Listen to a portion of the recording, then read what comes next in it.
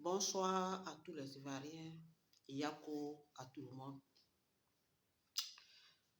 Vous savez, c'est ça qui est là. Parce que aujourd'hui, c'est pas comme avant. Le mariage qui est là, quand il y avait quelqu'un, moi, à mon avis, je pense que quand ça va pas, c'est mieux de vous séparer. C'est mieux quoi.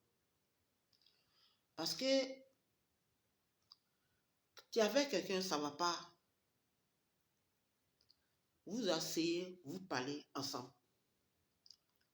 Maintenant, si vous savez que ça continue toujours, que vous ne pouvez pas rester ensemble, c'est mieux de vous séparer.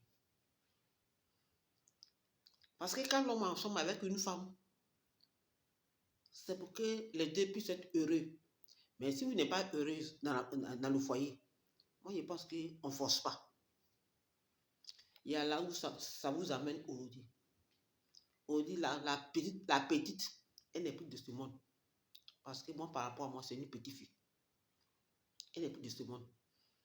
C'est un enfant de 5 ans. Et qui est placé au foyer aujourd'hui. Là, on va où? Ça fait pitié quand tu vois ça.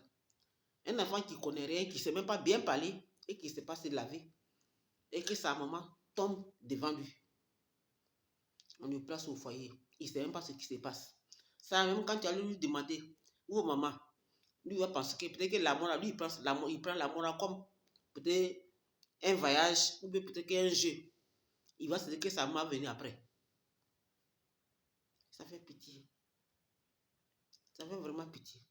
Moi, je trouve que quand les deux personnes sont ensemble, si vous voyez que ça ne va pas, c'est mieux de vous séparer. C'est mieux. Parce que si vous ne vous séparez pas, le pire va arriver. Et c'est ce qui est arrivé. Elle s'est réveillée matin. Elle a fait tous ces travaux. Elle savait qu'elle allait mourir. La mort est arrivée comme ça un coup.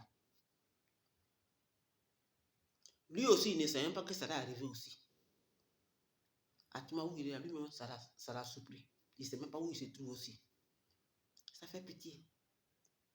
Donc vraiment, Yako à tous les Ivoiriens et les Ivoiriennes.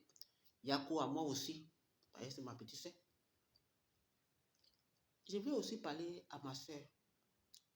Ma soeur, tu vois, là actuellement, elle ne vit pas. Si elle vivait, on pourrait parler à fait des... comment on appelle ça? Infidèle. S'il avait frappé, il était blessé, il était à l'hôpital.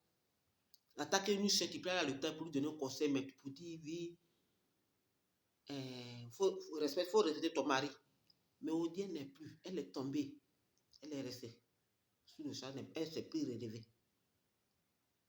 Elle est morte.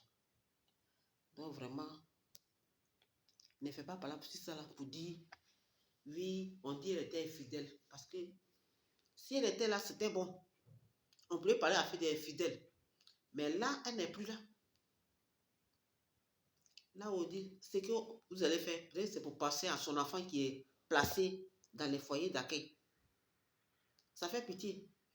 Tu quittes ton pays là-bas, tu viens mourir comme ça. Tu sais même pas, tu n'attendais pas à la mort. Ça te surprend comme ça. Ça fait pitié. Donc vraiment, Yako à vous tous, à tous les Ivoiriens, les Ivoiriennes, Yako à vous. Soyez bénis aussi. Que Dieu soit avec vous. Courage à vous. Shalom à vous. Merci.